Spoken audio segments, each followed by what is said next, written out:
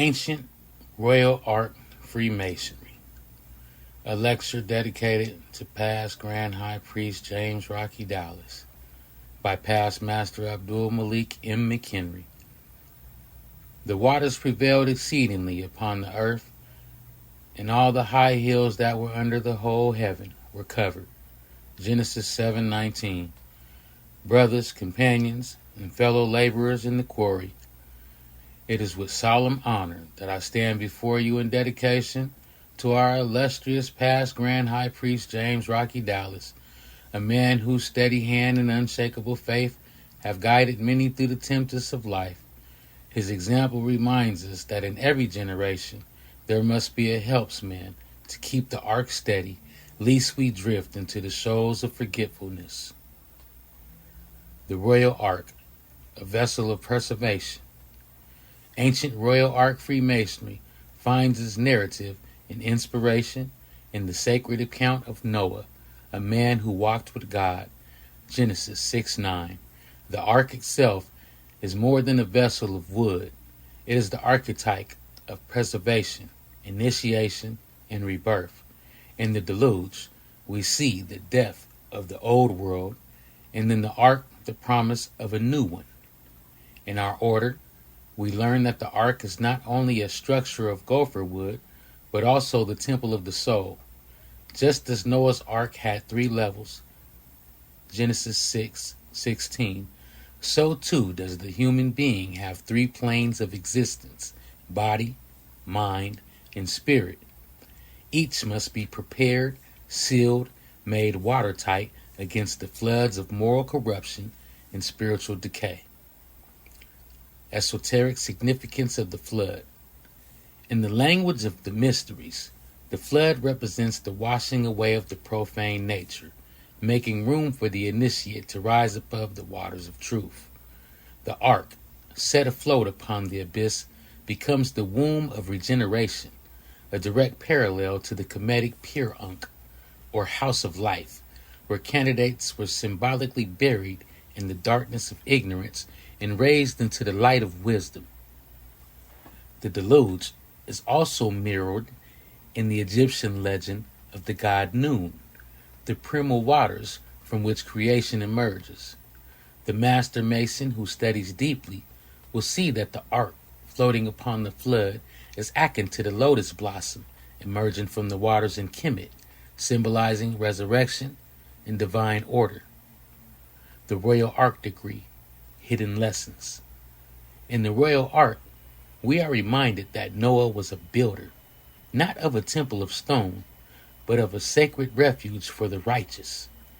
The initiate in this degree learns that sometimes the greatest work is not to erect, but to preserve. Our charge is to safeguard the treasures of faith, morality, and brotherhood until the waters subside. And just as the ark found rest upon Mount Ararat, Genesis 8:4, so too must our hearts find rest upon the rock of truth, unmoved by the shifting tides of the world. The triple union of Noah, Shem, and Japheth also carries esoteric weight. These 3 represent the transmission of light across time, the preservation of divine law from the Adamitic to the post-Diluvian age. Their unity reflects the Trian principles found in Masonic symbolism: wisdom, strength, and beauty, Gomer, Oz, Debar, or in Kemetic terms, Mat, Hu, and Sia, truth, authoritative utterance, and divine perception. Its biblical foundations. The Royal Ark narrative is rich with spiritual and scriptural pillars. Genesis 6:14, the divine command to construct the ark, reminding us of obedience to the master architect. Genesis 8:6-12, the sending forth of a raven and the doves, symbols of judgment and peace.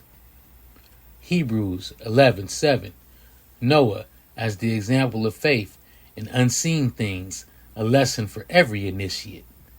1 Peter 3:20-21, the ark as a type of salvation, prefiguring the mysteries of initiation and spiritual rebirth. These passages serve not merely as historical record, but as a spiritual blueprint for Masons who seek to be true Ark keepers in this world. Kemetian parallels to Noah's journey. In Kemetic mysteries, the flooding of the Nile brought both destruction and fertility. The initiate learned that water is the agent of both purification and transformation.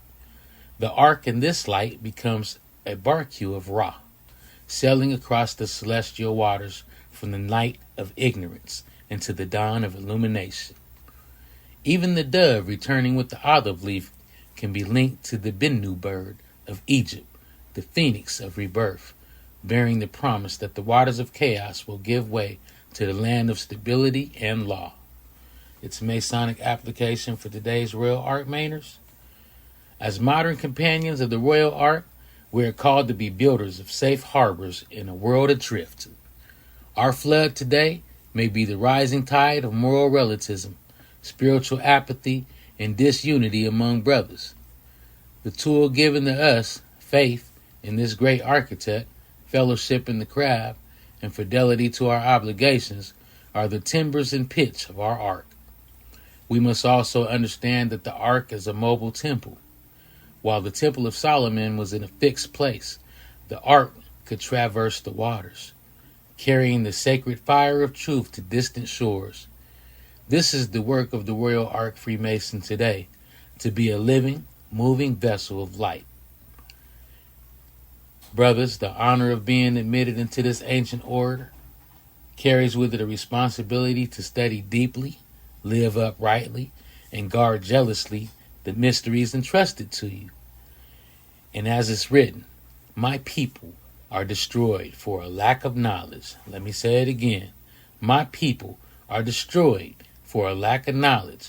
That's in the book of Hosea 4:6. Do not be content with the mere form of the ritual. Seek its substance, brothers. Look into the scriptures, explore the wisdom of Kemet, and meditate upon the symbols. The Royal Ark is not just a social club. It is an ark of covenant for the preservation of ancient landmarks in the moral law of God. Let our membership be more than a name upon a roll. Let it be a living testimony that you have boarded the ark and will sail faithfully into the day when the rainbow comes and the crown and heavens are upon us. Past Grand High Peace, James Rocky Dallas, has weathered many storms in his own Masonic voyage. His example is a reminder that steadfastness, like the ark's keel, keeps us upright in the surging waves. Brothers, let us build our arks well, sealing every seam with the pitch of virtue, furnishing every deck with the timbers of truth, and keeping ever before us the compass of the great architect's word. As the ark rested upon the mountain, so may our labors one day rest in the celestial lodge above. Until then, may our sails be filled with the breath of the Spirit, and our voyage be true. And God said, this is the token of the covenant which I make between me and you and every living creature. I do set my bow in the cloud. Genesis 9:12-13. So mote it be.